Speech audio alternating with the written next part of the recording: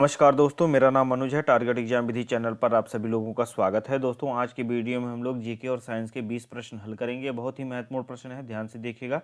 आइए शुरू करते हैं। पहला प्रश्न है, भारत आने वाले प्रथम यूरोपीय कौन थे? ऑप्शन आपका सी वाला सही होगा, पुर्तगाली। ये 1498 में आए थे और 1498 में इन्होंने पुर्तगाली ईस्ट इंडिया कंपनी स्थापित की थी। इसके बाद में आते हैं आपके ब्रिटिशर्स। ब्रिटिशर्स ने 1600 ईस्वी में ईस्ट इंडिया कंपनी स्थापित की। डच 1602 ईस्वी में आए। 1616 ईस्वी में डेनिश आए थे डेनमार्क से। और फ्रांसीसी 1664 ईस्वी में आए थे। दूसरा प्रश्न है, निम्नलिखित में से किस अनुच्छेद के अंतर्गत संविधान के प्रारंभ होने पर नागरिकता दिए जाने का प्रावधान वर्णित है? तो ऑप्शन आपका ए वाला सही होगा, अनुच्छेद 5। अनुच्छेद 26 में धार्मिक कार्यों के प्रबंध की स्वतंत्रता, धार्मिक कार्यों के प्रबंध की स्वतंत्रता अनुच्छेद 26 में है। अनुच्छेद 43 में श्रमिकों के लिए जीवन निर्वाह मजदूरी, सभ्य जीवन स्तर और सामाजिक सांस्कृतिक अवसर प्रदान किए जाना सरकार का कर्तव्य होगा, ऐसा प्रावधान किया गया है। कुछ चीज़ें मैं लिख देता हूँ, जैसे जीवन निर्वाह हेतु मजदूरी, सम्मानजनक मजदूरी, सभ्य जीवन स्तर और सामाजिक सांस्कृतिक अवसर प्रदान किया जाना सरकार का कर्तव्य होगा। अनुच्छेद 40 में ग्राम पंचायतों का संगठन की बात की गई है। तीसरा प्रश्न है, धरोई बांध किस नदी पर स्थित है? या साबरमती पर स्थित है, साबरमती नदी पर, जो कि गुजरात के मेहसाणा जिले में पड़ता है। गोदावरी नदी पर पोलावरम बांध है, पोलावरम बांध आंध्र प्रदेश में पड़ता है। या पोचमपाद बांध, पोचमपाद बांध भी गोदावरी नदी पर है, लेकिन यह तेलंगाना में पड़ता है। पेरियार नदी पर इदुक्की बांध परियोजना है, इदुक्की बांध है जो कि केरल के इदुक्की जिले में पड़ता है। और भागीरथी नदी पर टिहरी बांध परियोजना है, जो उत्तराखंड के गढ़वाल जिले में पड़ता है। चौथा प्रश्न देखते हैं। चौथा प्रश्न है, जिस परिघटना ने प्रकाश के अनुप्रस्थ स्वरूप को स्थापित किया, वह परिघटना क्या कहलाती है? तो यह ध्रुवीकरण कहलाती है। ऑप्शन आपका डी वाला सही होगा। ध्रुवीकरण एक ऐसी प्रक्रिया है जो अनुप्रस्थ तरंगों पर ही लागू होती है। जो अनुप्रस्थ तरंगें होती हैं उसी पर लागू होती है, और प्रकाश तरंगें अनुप्रस्थ ही होती हैं, इसलिए यहाँ ध्रुवीकरण ऑप्शन सही होगा। यह परिघटना अनुदैर्ध्य तरंगों और अनुप्रस्थ तरंगों में अंतर स्पष्ट करती है। नेक्स्ट क्वेश्चन देखते हैं।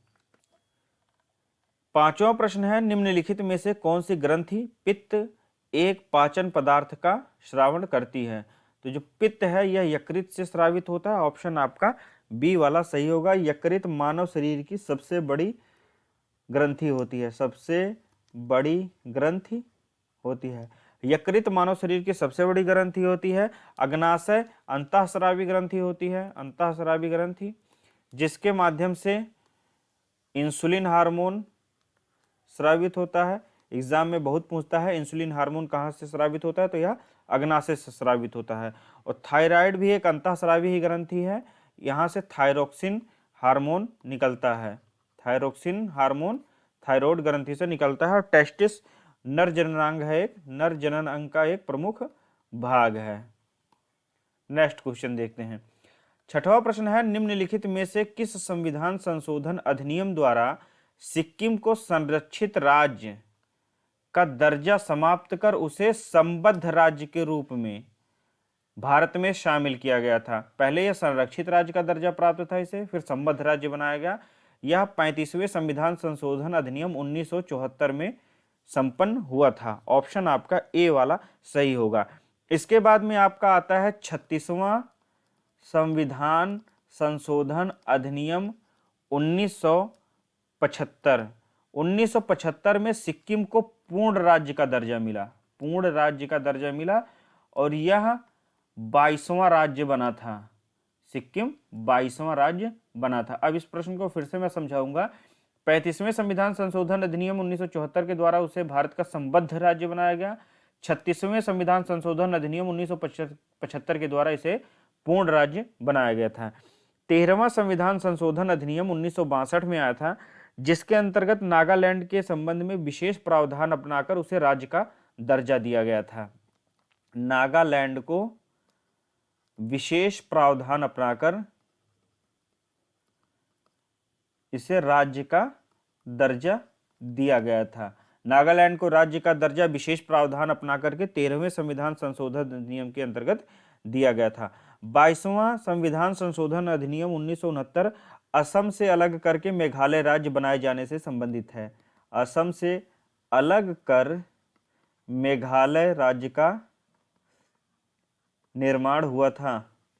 मेघालय का निर्माण 22वें संविधान संशोधन 1969 से हुआ था। अगला ऑप्शन देख लेते हैं। 55वां संविधान संशोधन 1987 अरुणाचल प्रदेश को पूर्ण दर्जा दिए जाने से संबंधित है। इसमें अरुणाचल प्रदेश को पूर्ण दर्जा मिला था। अरुणाचल प्रदेश 20 फरवरी 1987 को बनकर तैयार हुआ था, मतलब पूर्ण दर्जा प्राप्त हुआ था। 7वां प्रश्न है, विश्व शरणार्थी दिवस किस दिन मनाया जाता है? दोस्तों, विश्व शरणार्थी दिवस 20 जून को मनाते हैं। ऑप्शन आपका सी वाला सही होगा। 4 फरवरी को विश्व कैंसर दिवस मनाते हैं। विश्व कैंसर दिवस 4 फरवरी को होता है। 21 फरवरी को अंतर्राष्ट्रीय मातृभाषा दिवस होता है। अंतर्राष्ट्रीय मातृभाषा दिवस, अंतर्राष्ट्रीय मातृभाषा दिवस 21 फरवरी को होता है। 20 जून को विश्व शरणार्थी दिवस होता है और 18 मई को विश्व संग्रहालय दिवस होता है। विश्व संग्रहालय दिवस होता है। विश्व संग्रहालय दिवस 18 मई को। 8वां प्रश्न देखते हैं, आंग सान सूकी की पुस्तक कौन सी है? आंग सान सूकी की पुस्तक है फ्रीडम फ्रॉम फियर। ऑप्शन आपका ए वाला सही होगा। The audacity of hope Barack Obama की पुस्तक है।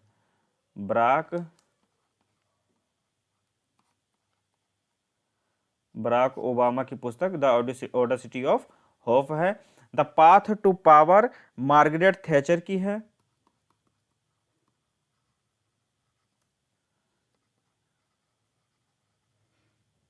मार्गरेट थैचर की द पाथ टू पावर है। अप फ्रॉम स्लेवरी है टी वाशिंगटन की। इसको एक बार और देखेंगे। फ्रीडम फ्रॉम फियर आंग सान सू की पुस्तक है। The audacity of hope Barack Obama की पुस्तक है। The path to power Margaret Thatcher की पुस्तक है। Up from slavery T Washington की है। नेक्स्ट क्वेश्चन देखते हैं। दोस्तों, ये आठवां 2 बार हो गया है। फिर से, विटामिन B6 का रासायनिक नाम क्या है? विटामिन B6 का रासायनिक नाम पायरिडॉक्सिन होता है। ऑप्शन आपका ए वाला सही होगा। कैल्सीफेरोल होता है विटामिन डी का रासायनिक नाम। बायोटिन होता है विटामिन B7 का रासायनिक नाम। और टोकोफेरोल होता है विटामिन ई का रासायनिक नाम। फिर से एक बार बता देता हूं, पायरिडॉक्सिन विटामिन B6 का, कैल्सीफेरोल विटामिन डी का, बायोटिन विटामिन B7 का और टोकोफेरोल विटामिन ई का। 9वां प्रश्न है, यौगिक जिंक ऑक्साइड को क्या कहा जाता है? तो इसे फिलोसफर्स वूल कहा जाता है। ऑप्शन आपका सी वाला सही होगा। इसे चाइनीज व्हाइट भी कहते हैं। चाइनीज व्हाइट नाम भी दिया जाता है जिंक ऑक्साइड को। नेक्स्ट क्वेश्चन देखते हैं। समतल दर्पण द्वारा बनने वाला प्रतिबिंब सदैव कैसा रहता है? तो समतल दर्पण द्वारा जो प्रतिबिंब बनता है वह सीधा रहता है, इसके अतिरिक्त आभासी रहता है और वस्तु के आकार का रहता है। समतल दर्पण द्वारा बनने वाला प्रतिबिंब सीधा, आभासी और वस्तु के आकार का रहता है। अगला प्रश्न देखते हैं। 11वां प्रश्न है, निम्नलिखित में से कौन सा तापी नदी बेसिन के अंतर्गत आता है? नहीं आता है। तापी नदी बेसिन के अंतर्गत कौन सा नहीं आता है? तो ऑप्शन आपका होगा राजस्थान। तापी नदी सतपुड़ा पहाड़ियों से निकलती है। सतपुड़ा पहाड़ियों से निकलती है, जो कि मध्य प्रदेश के बैतूल जिले में पड़ती है। बैतूल जिले में। और यह महाराष्ट्र, गुजरात और मध्य प्रदेश में होकर के बहती है, इसलिए ऑप्शन ए वाला सही होगा, राजस्थान।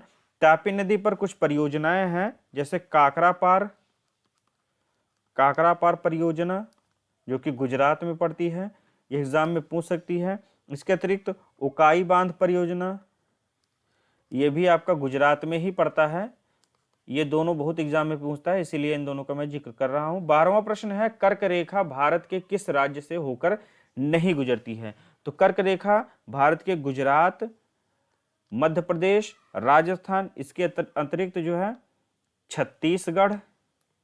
छत्तीसगढ़, झारखंड, वेस्ट बंगाल, मिजोरम और त्रिपुरा, 8 राज्यों से होकर के गुजरती है। 1 2 3 4 5 6 7 8, राजस्थान, मध्य प्रदेश, गुजरात, त्रिपुरा, मिजोरम, वेस्ट बंगाल और छत्तीसगढ़, झारखंड, 8 राज्यों से होकर के गुजरती है। उत्तर प्रदेश इसमें नहीं होगा, इसलिए ऑप्शन डी वाला सही है। 13वां प्रश्न है, किस भारतीय नेता को grand old man of India कहा जाता है? तो दादा भाई नौरोजी हैं, ऑप्शन आपका डी वाला सही होगा। बाल गंगाधर तिलक का उपनाम लोकमान्य है, इन्हें लोकमान्य तिलक भी कहते हैं, आप लोग जानते होंगे। इनकी एक पुस्तक है गीता रहस्य, बहुत एग्जाम में आता है, गीता रहस्य बाल गंगाधर तिलक जी ने लिखी है। और वैलेंटाइन चिरोल ने इन्हें भारतीय अशांति का जनक कहा है। भारतीय अशांति का जनक बाल गंगाधर तिलक को कहा था किसने? वैलेंटाइन चिरोल ने। वैलेंटाइन चिरोल ने भारतीय शांति का जनक बाल गंगाधर तिलक को कहा था। महात्मा गांधी को चर्चिल ने अर्धनग्न फकीर कहकर पुकारा। अर्धनग्न फकीर चर्चिल ने कहा था महात्मा गांधी जी को। और महात्मा की उपाधि इन्हें रविंद्रनाथ टैगोर जी ने दी थी। सुभाष चंद्र बोस जी ने फॉरवर्ड ब्लॉक की स्थापना की थी। फॉरवर्ड ब्लॉक की स्थापना की थी 3 मई 1939 में। 3 मई 1939 में सुभाष चंद्र बोस जी ने फॉरवर्ड ब्लॉक की स्थापना की थी। नेक्स्ट क्वेश्चन देखते हैं, लौह स्तंभ कहाँ स्थित है? लौह स्तंभ कुतुब मीनार के परिसर में स्थित है, ऑप्शन आपका ए वाला सही होगा। है दिल्ली के मेहरौली में स्थित है, इसलिए इसे जो है मेहरौली लौह स्तंभ भी कहा जाता है। इसे चंद्रगुप्त द्वितीय ने बनवाया था। चंद्रगुप्त, एक सेकंड, चंद्रगुप्त द्वितीय द्वारा यह बनवाया गया था। पारिस्थितिकी विज्ञान केंद्र कहाँ स्थित है? पारिस्थितिकी विज्ञान केंद्र बेंगलुरु में स्थित है, ऑप्शन आपका डी वाला सही होगा। कोयम्बटूर में केंद्रीय गन्ना अनुसंधान संस्थान है, केंद्रीय गन्ना अनुसंधान संस्थान है। राजमुंदरी में केंद्रीय तंबाकू अनुसंधान संस्थान है, तंबाकू अनुसंधान संस्थान। और जलगोड़ा में केंद्रीय ईंधन अनुसंधान संस्थान है। नेक्स्ट क्वेश्चन देखते हैं, कालबेलिया लोक नृत्य किस राज्य से संबंधित है? तो कालबेलिया लोक नृत्य दोस्तों राजस्थान से संबंधित है, ऑप्शन आपका बी वाला सही होगा। झारखंड से जो लोक नृत्य एग्जाम में पूछ सकता है वह छऊ लोक नृत्य है। छत्तीसगढ़ से पांडवानी है और महाराष्ट्र से लावनी है। लावनी लोक नृत्य महाराष्ट्र से संबंधित है। 17वां प्रश्न है, पंडित रविशंकर किस वादन से संबंधित है? तो सितार वादन से संबंधित है, ये सितार वादक थे, ऑप्शन आपका ए वाला सही होगा। तबला वादक में जाकिर हुसैन को पूछ सकता है, जाकिर हुसैन एक प्रसिद्ध तबला वादक थे। बांसुरी वादन हरिप्रसाद चौरसिया, बहुत पूछता है एग्जाम में, हरिप्रसाद चौरसिया। और सरोद वादन में अमजद अली खां को पूछ सकता है, अमजद अली खां। झींगा मछली उत्पादन से संबंधित क्रांति कौन सी है? तो झींगा मछली से संबंधित क्रांति है गुलाबी क्रांति, ऑप्शन आपका सी वाला सही होगा। कृष्ण क्रांति बायोडीजल या क्रूड ऑयल से संबंधित है, डीजल बायोडीजल उत्पादन से। बादामी क्रांति मसाला उत्पादन से संबंधित है, मसाला उत्पादन से। भूरी क्रांति उर्वरक से संबंधित है, उर्वरक उत्पादन से। 19वां प्रश्न है, बहिष्कृत हितकारिणी सभा का गठन किसने किया था? बहिष्कृत हितकारिणी सभा का गठन डॉक्टर भीमराव अंबेडकर जी ने 1924 में किया था, 1924 में। महात्मा गांधी ने हरिजन सेवक संघ की स्थापना की थी 1932 में, हरिजन सेवक संघ स्थापित किया था पुणे में 1932 में। व्योमेश चंद्र चटर्जी, इन्होंने यूनाइटेड इंडियन कमेटी की स्थापना 1883 में की थी। United Indian committee United Indian committee 1883 में स्थापित किया था व्योमेश चंद्र चटर्जी जी के द्वारा। आचार्य केशव चंद्र सेन ने वेद समाज की स्थापना की थी, वेद समाज 1867 में। 20वां प्रश्न है, निम्नलिखित में से किसके मध्य 10 डिग्री चैनल स्थित है? दोस्तों 10 डिग्री चैनल छोटा अंडमान और कार निकोबार के मध्य स्थित है। ऑप्शन आपका सी वाला सही होगा। मालदीव और मिनिकॉय के मध्य 8 डिग्री चैनल है। कवरत्ती और मिनिकॉय के मध्य 9 डिग्री चैनल है। और सुमात्रा जो कि इंडोनेशिया की राजधानी है, वह निकोबार के मध्य में ग्रैंड चैनल स्थित है। एग्जाम में पूछ सकता है ग्रैंड चैनल किन के मध्य स्थित है, तो याद रखिएगा आप लोग। तो दोस्तों ये थे 20 प्रश्न। मुझे आशा है कि आपके एग्जाम में आपकी मदद करेंगे। मिलते हैं अगले वीडियो में, तब तक के लिए नमस्कार।